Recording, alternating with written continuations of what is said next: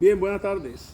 Dios les bendiga a todos los que por este medio nos ven y nos siguen. Para nosotros es un privilegio, como siempre he dicho y hoy reitero, el poder exponer la palabra de Dios. No sabemos hasta dónde va a llegar, no sabemos cuántos la han de oír, pero, pero se propaga. Si usted considera que este mensaje es de Dios, yo le invito a que lo ponga en su estado, que otros puedan escuchar el bendito mensaje de la palabra de Dios. Hoy quiero compartir con ustedes un mensaje acerca de la fidelidad de Dios, parte 2.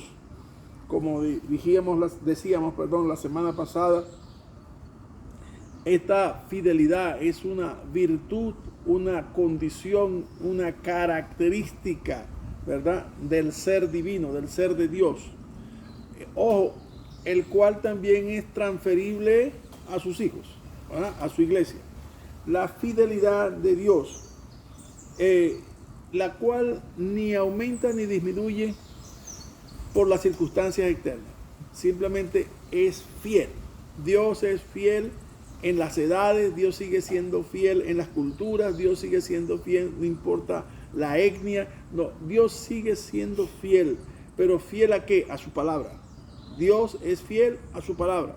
O sea, en otras palabras, lo que Dios prometió, Él es fiel y Él cumplirá. Eso siempre téngalo por seguro.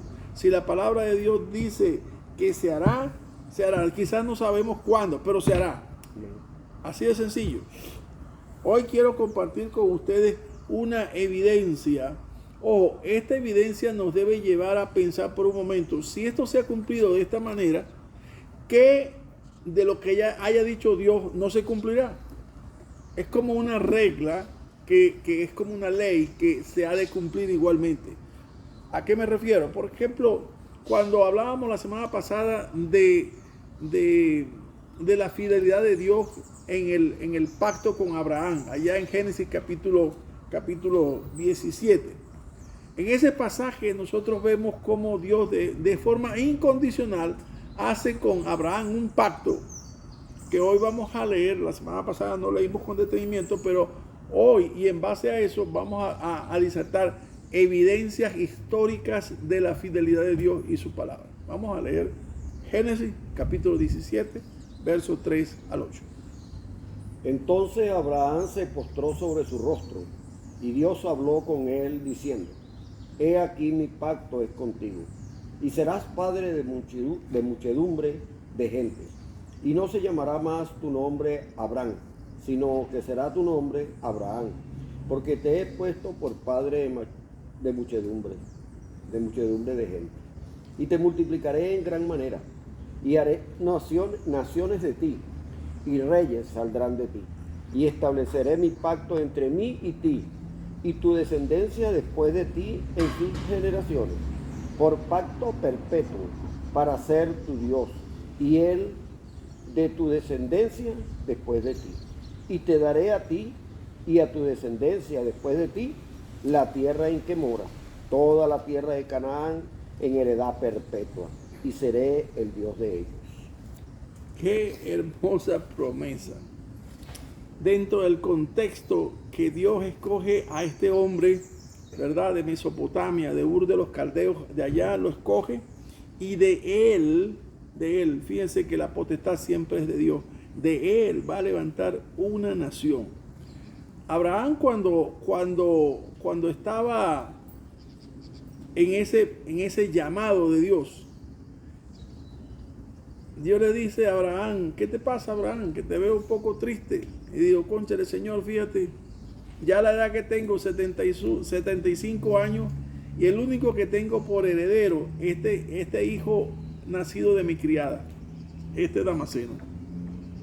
¿Y sabes lo que le dijo Dios a Abraham? Digo: no te heredará él, sino que un hijo salido de ti es el que te va a heredar. Con eso en la mente, vamos a ver cómo este pasaje se cumple en la historia, el que acabamos de leer. Desde el momento en que Dios prometió a Abraham hasta el cumplimiento, ¿verdad?, de la entrada del pueblo de Dios a Canaán, pasaron 448 años. y de la entrada del pueblo de Dios a Canaán hasta la deportación de la diáspora de la destrucción del segundo templo pasaron 330 años. En total estamos hablando que pasaron 1778 años, en el cual este pueblo o los que vivían en ese momento se habían quizás olvidado o pensarían, ¿y qué pasó con aquella promesa de Abraham, que Dios le dio a Abraham, que nosotros poseeríamos la tierra donde habitamos actualmente? Si vinieron los romanos y nos sacaron y destruyeron el templo y no quedó nada. Seguramente para ellos la esperanza se les espumó, se les desvaneció como la niebla. Seguramente para ellos ya no había esperanza, porque iban a ser una etnia dispersa entre las naciones, Europa, lo que hoy es Rusia, lo que hoy los países bálticos, Grecia, inclusive África. ¿Y qué pasó con la promesa? ¿Cuántas generaciones pasaron? Mire, desde la destrucción del segundo templo en el año 70 hasta 1948 pasaron 1778 años. ¿Y qué pasó en el 48? En el 48 las Naciones Unidas reconocieron al Estado de Israel como el Estado de Israel que vivía ahí, en Canaán.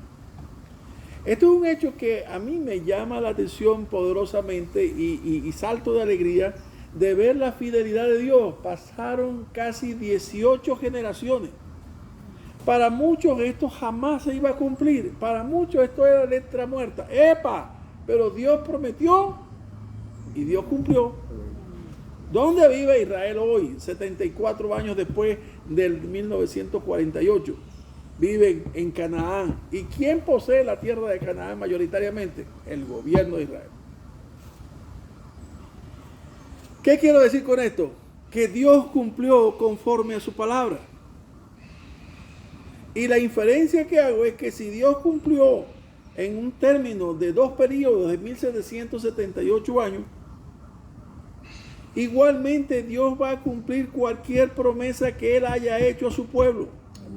No hay promesa que Dios haya hecho que no. Esto que vimos aquí, o esto que leemos aquí, es simplemente un ejemplo de lo que Dios va a hacer por su fidelidad a su palabra. ¿Entiendes? El pasaje que les dije que Abraham tenía 75 años y no tenía heredero de su propia sangre, eso le afligía al hombre, pero Dios le dijo: epa, yo te voy a dar un hijo. Su esposa y él no tenían capacidad de concebir ni de engendrar hijos a esa altura del juego, pero Dios le dijo: te voy a dar un hijo. Y a la edad de 99 años él dijo: volveré para este tiempo y Sara concebirá y dará a luz un hijo. Ahora, la Biblia dice que Abraham creyó contra esperanza, porque estaba muerto. O sea, Abraham tenía, la promesa había sido dada hace 25 años, pero ya tenía 95, habían pasado 24 años y nada que se veía en el horizonte un niño. Es por eso que no quiero justificar, pero entiendo por qué Sara se rió. Porque digo, yo a esta edad voy a sentir alguna sensación, algún deleite. Pero ¿sabe quién fue el que prometió? El mismo que le prometió a Abraham que su descendencia poseería Canaán. El mismo que ha hecho que aún con la conjugación de todas las naciones de alrededor que vinieron a hacer guerra contra Israel para destruirlo, no pudieron destruirlo en aquella guerra de la guerra de los 6 días. En 6 días, él destruyó a todas las naciones, casi 7 naciones que se confabularon, el mundo árabe contra Israel. No pudieron. Porque Dios dijo que ahí es que el que va a habitar ahí se llama Israel. Por la fidelidad de Dios a su palabra. Dios no puede mentir. Dios no puede dejar que su palabra quede cuestionada. Y yo creo que muchos nos alegramos, ¿verdad?, de esto, de ver, oye, qué integridad la de Dios, oye, qué amor lo de Dios, que a pesar de que Israel son una cuerda de gente que hoy día se han apartado de Dios y que viven como cualquiera del mundo, no como un pueblo santo escogido por Dios, aun cuando Dios haya hecho tantas cosas y maravillas que haya hecho en medio de él, ellos siguen viviendo como cualquier gente del mundo. Sin embargo, Dios dijo, yo le prometí a mi amigo Abraham que aquí habitaría su descendencia. Ahí está. Yo le dije a mi amigo Abraham que su heredero sería uno nacido de su esposa Sara. Y ahí está Isaac. Y de Isaac está Jacob. Y de Jacob la tribu de Israel. Y ahí se proliferó. Cada una de ellas, cada una de estas promesas se han cumplido en la historia. ¿Cuántos países árabes salieron de Ismael? ¿Cuántos países del norte de Europa salieron de ascendencia israelita? Dice que de tu vientre o de ti saldrán reyes. El 30%, si quiere googlee eso para que busque cuántas naciones o cuántos reyes de Europa son de ascendencia judía. Y usted verá que hay más del 30% de los reyes, aún en la actualidad, son de ascendencia judía. Quizás uno de los militares de mayor estima ante los ojos de Hitler, quien comandaba las SS, óigame bien, comandaba las SS, ¿verdad? Que era fuerza de exterminio étnico, tanto para judíos como para gitanos. Pero resulta que Himmler descubrió que la ascendencia de ese hombre era judío. Y lo mandó a destituir. Pero Hitler dijo, vuélvalo a poner ahí y declárelo que es ario. Es tremendo. Porque el pueblo de Dios tiene influencia en el mundo. Porque Dios propagó a su pueblo para que fuesen cabeza y no cola. Dios puso a su pueblo para que liderizara en el temor de Dios. Cada uno de estos pasajes nos tiene que llegar a nosotros de gozo al ver la fidelidad de Dios. Ahora bien, viene este otro pasaje. En 1 de Pedro capítulo 1, versículo 23 al 25. Siendo renacidos no de simiente corruptible, sino de incorruptible, por la palabra de Dios que vive y permanece para siempre. Porque toda carne es como hierba, y toda la gloria del hombre como flor de la hierba. La hierba se seca y la flor se cae, mas la palabra del Señor permanece para siempre. Y esta es la palabra que por el Evangelio os ha sido anunciada. Hermoso este pasaje del apóstol Pedro. ¿Sabe? El evangelio que nos anunciaron es que nosotros necesitábamos un Salvador y que ha nacido un Salvador para nosotros. Aún nosotros los gentiles, los que no somos de ascendencia judía. Un Salvador y es Cristo el Señor. Ese evangelio que vino a nosotros vino escrito en verdad en cada uno de los versículos de la Biblia. El contenido del anunciamiento del Mesías es a través de la palabra. Así que la fe que nosotros tenemos es por lo que Dios provoca en nosotros al oír la palabra. La fe viene por el oír y el oír la palabra de Dios. Dios hace ese milagro para que nosotros podamos creer. Dios decodifica el mensaje de la palabra, el evangelio, para que nosotros podamos entenderlo. Él hace que la luz penetre en las tinieblas y que las tinieblas que hay en nuestro cerebro se disipen ante la luz del evangelio. Esa misma palabra que salió de la boca del que te testificó, el que predica, el que canta, el que anuncia el evangelio, son las mismas palabras que salieron de la boca de Dios para decirle a Abraham, te daré a ti y a tu descendencia esa tierra. Haré que tu hijo salga de tus propias entrañas. Así que esa misma palabra tiene la misma fidelidad porque es el mismo autor. Que hemos recibido nosotros una palabra eterna para que por ella, por esa simiente que ha sido sembrado en nosotros, nosotros podamos tener también vida eterna. Amén. De todo. Hay algo que quisiera compartir con ustedes que está en Juan capítulo 14. En Juan 14 hay un pasaje que para nosotros tiene que ser una roca, ¿me entiendes? Una roca, algo que no se rompe. Este pasaje es una promesa. ¿De quién? Del mismo que le prometió a Abraham, del mismo que le prometió a Abraham, del mismo que se hizo hombre y habitó en medio de nosotros. Dios mismo en la persona de Cristo le prometió a sus discípulos: si me fuere y os prepararé el lugar, vendré otra vez y os tomaré a mí mismo, para que donde yo estoy vosotros también estéis. ¿Cumplirá Dios esa palabra? Amén. ¿Cumplirá Dios esa palabra? Por eso, mire amigo, no se aflija por lo que esté o pueda estar viviendo hoy o mañana. Acuérdense que Él dijo: las aflicciones del tiempo presente en nada son comparables con la dicha que está reservada para vosotros.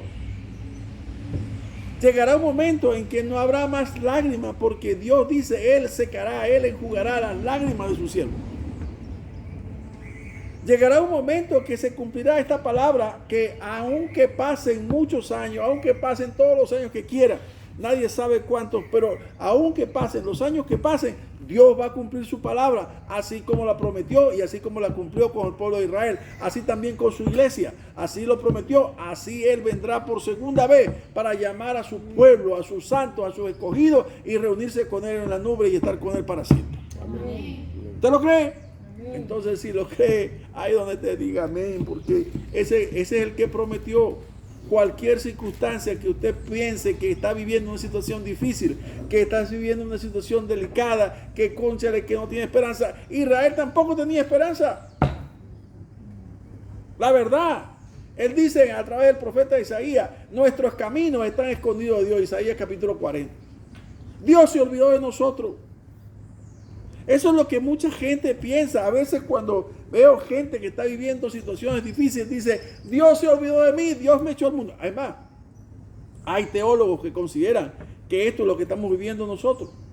Dios nos hizo y nos puso aquí en la tierra para que entonces nosotros vivamos según su palabra. Allá ustedes si lo cumplen o no lo cumplen, eso no es verdad. No crea eso. No crea eso, porque mire, el mismo del que estoy hablando, que prometió a Abraham, que prometió a la iglesia, es el mismo que prometió a sus discípulos y les dijo: he aquí, yo estoy con vosotros todos los días hasta el fin del mundo. Amén. El mismo él mismo dijo: no os dejaré huérfanos, os enviaré el Consolador para que esté con vosotros. Amén. El cual está con vosotros y estará en vosotros. Amén. ¿Se da cuenta que usted no está solo? No dice la palabra claramente: mayor es el que está con nosotros que el que está en el mundo. Amén. Así que cobre aliento ahí donde esté. Cobre aliento. Dígale a su alma: alma, aliéntate, levántate. Mire cómo decía Israel. Claro, yo entiendo, muchos años, décadas y décadas y décadas, generación pasaba y ellos en cautividad. ¿Qué veían ellos? Sequedad, cautiverio, tortura, vejación, ignominia, todo lo que un pueblo puede ver. Bueno, pero eso lo llevó así por su propio pecado, no por la falta de Dios a su cumplimiento, a su promesa. Pero ellos decían: ¿qué dices, oh Jacob? ¿Y qué hablas tú, Israel?